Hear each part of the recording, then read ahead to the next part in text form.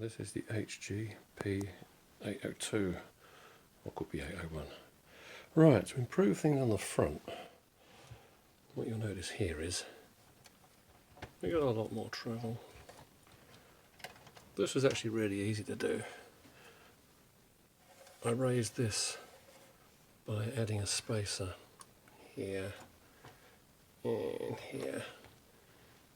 Oh yeah, and another one underneath there. That stops the tyres rubbing underneath here. I also slightly stretched the springs, or in fact I preloaded them inside the shock housings, which then sort of bring the whole assembly down a little bit.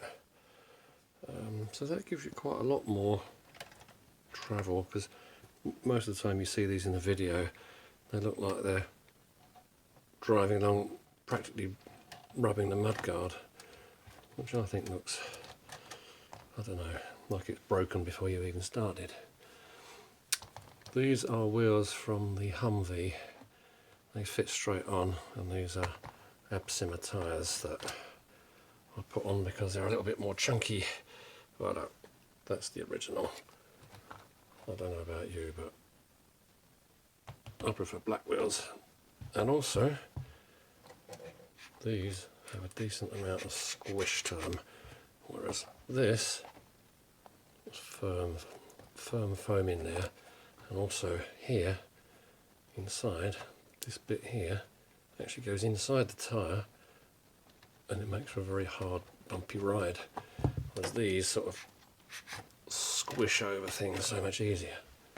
At the back, I've got some Pro-Line Grunt tyres. These are actually pretty expensive, and they look like a military pattern. I really like those, and they're super soft. Let's pop those off. Now over here, what you're going to notice is tie bar, and that keeps everything together. And again, I've preloaded in here, so literally you just take these off and you put a small bolt inside the screw, and it just pushes the spring a little bit firmer, so you get higher ground clearance. But this bit here really keeps it all together. Now, what you're going to notice here is when you try rocking this side to side, the tie bar keeps it all together, whereas the front, look, it's a shame, but that's how it is from the factory. This is how it is after I've played with it.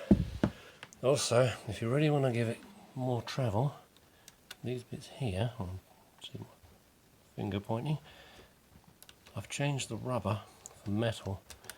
I've extended it, and that lets it rock side to side more. It gives you a lot more travel, a lot more up and down, a lot more side to side.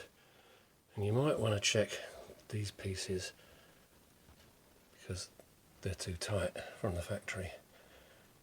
They're literally pinching. Practically everything that moves. Now here, don't know if you can see this, down here. That is the leaf spring. It's meant to move. If yours doesn't, then you're not getting as much travel as you should. I've got to tell you, be really careful about any of these bits that are too tight. If you try opening them up too much, they will break off, and then you will have to buy a new axle, because you can't buy these pieces on their own. I know, because I broke one, but I'm really pleased with the result here.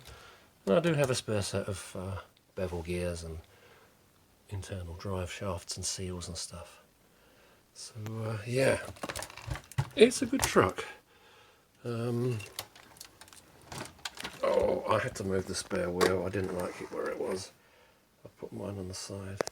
And also inside here, you won't see it, but the motor has a gear reduction unit on it.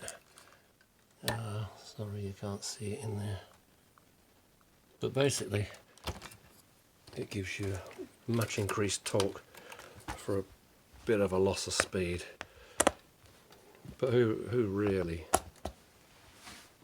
really buys these to go fast? And that's about it. There we go.